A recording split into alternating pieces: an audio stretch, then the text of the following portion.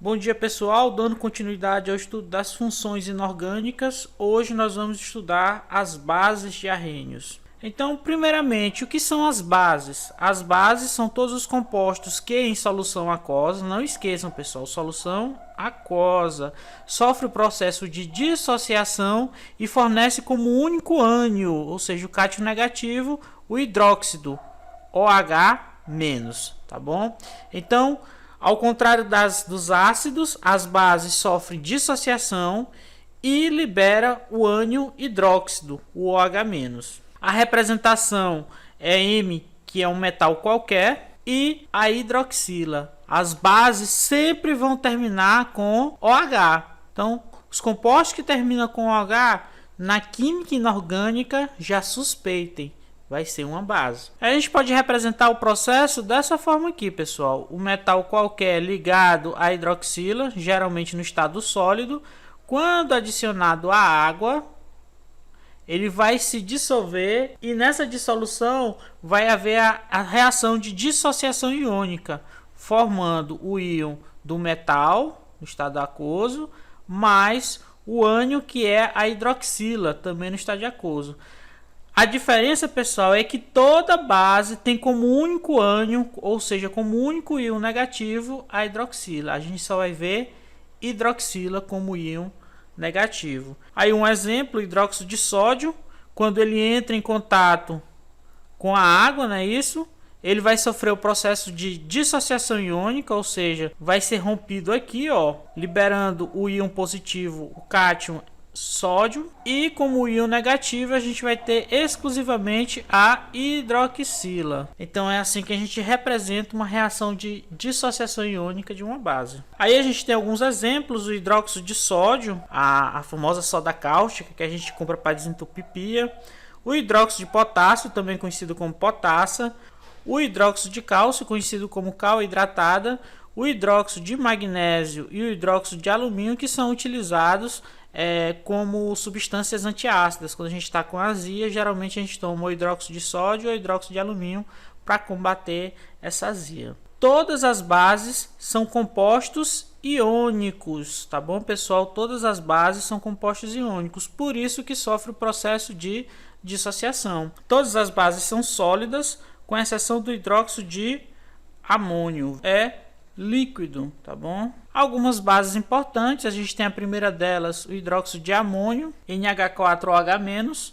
A gente tem um frasco aqui com hidróxido de amônio concentrado e um frasco com hidróxido de amônio diluído. Então ele é conhecido comercialmente como amoníaco, a gente compra nas farmácias, mercadinhos. É um líquido muito volátil, corrosivo e irritante. Ele é obtido pela dissolução da amônia, NH3, em água, tá bom?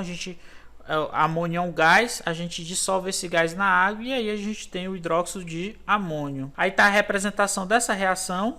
Aqui a gente tem a amônia, NH3, tá aqui na forma gasosa, e ela é adicionada à água, H2O, e sofre esse processo, essa reação aqui. A amônia vai receber um hidrogênio da água e vai virar amônio, íon amônio, e a água vai perder um hidrogênio e vai virar a hidroxila. Por isso que é uma base. É muito utilizado para a produção de fertilizantes agrícolas. É matéria-prima para a obtenção do ácido nítrico, que a gente falou na aula passada. E é utilizado para preparar produtos de limpeza. Muitos produtos de limpeza, pessoal, têm o hidróxido de amônio na sua constituição. E também é usado como gás refrigerante em sistemas industriais. A gente tem também o hidróxido de sódio, NaOH. Aqui a gente tem a representação aí de um frasco de hidróxido de sódio. É conhecido como soda cáustica, é corrosivo e muito higroscópico. É tão tal que se vocês deixarem esse frasco aberto por algum tempo,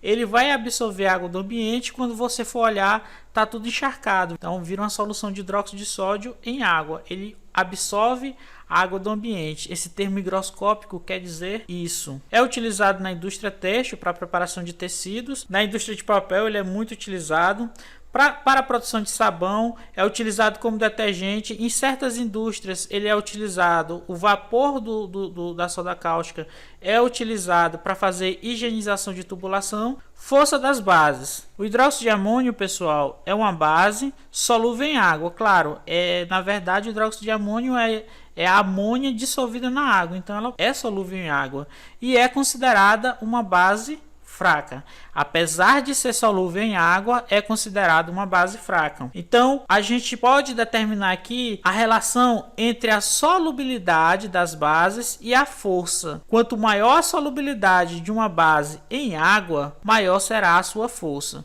Então, por exemplo, o hidróxido de sódio é uma base forte ou uma base fraca? É uma base forte, porque ele é muito solúvel em água.